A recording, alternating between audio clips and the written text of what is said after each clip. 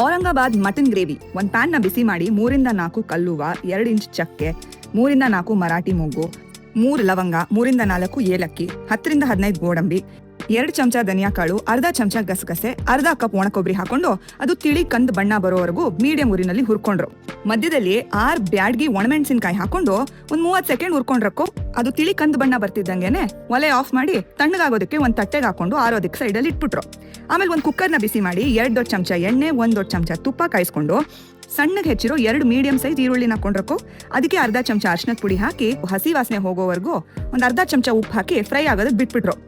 ಹುರ್ಕೊಂಡು ಆರೋದಕ್ಕೆ ಬಿಟ್ಟಿದ್ರಲ್ಲ ಮಸಾಲೆ, ಅದನ್ನ ಒಂದು ಮಿಕ್ಸಿ ಜಾರ್ ಹಾಕೊಂಡು ನುಣ್ಣಗೆ ಪುಡಿ ಮಾಡ್ಕೊಂಡ್ರಕ್ಕೋ. ಅಷ್ಟೊತ್ತಿಗೆ ಈರುಳ್ಳಿ ಕಂದು ಬಣ್ಣ ಬಂದಿತ್ತು. 2 ಚಮಚ ಶುಂಠಿ ಬೆಳ್ಳುಳ್ಳಿ ಪೇಸ್ಟು, 1 ಚಮಚ ಅಚ್ಕಾರದ ಪುಡಿ, 2 ಮೀಡಿಯಂ ಸೈಜ್ ಟೊಮೆಟೊನಲ್ಲಿ ಮಾಡಿರೋ ಪೇಸ್ಟ್ ಹಾಕೊಂಡು ಮಸಾಲೆ ಪುಡಿ ಹಾಕೊಂಡು ಅರ್ಧ kg ಮಟನ್ ಹಾಕೊಂಡ್ರಕ್ಕೋ. ಎಲ್ಲಾನು ಚೆನ್ನಾಗಿ ಮಿಕ್ಸ್ ಮಾಡ್ಕೊಂಡು 2.5 ಲೋಟ ನೀರ್ ಬೆರೆಸಿ ಇನ್ನೊಂದ್ಸತಿ ಮಿಕ್ಸ್ ಮಾಡಿ ಮುಚ್ಚಿಟ್ಟು 4 ವಿಸಿಲ್ ಬರೋವರೆಗೂ ಬೇಯಿಸಿದ್ರು. 4 ವಿಸಿಲ್ ಬಂದು ಕುಕ್ಕರ್ ಕೂಲ್ ಆಗ್ತಿದ್ದಂಗೆನೆ ಮುಚ್ಚಳ ತೆಗೆದು 3-4 ನಿಮಿಷ ದೊಡ್ಡೂರಿನಲ್ಲಿ ತೆರೆದಿಟ್ಟೆ ಬೇಯಿಸಿದ್ರಕ್ಕೋ. ಅಟ್ಟೆಯ ಔರಂಗಾಬಾದ್ ಮಟನ್ ಗ್ರೇವಿ ರೆಡಿ.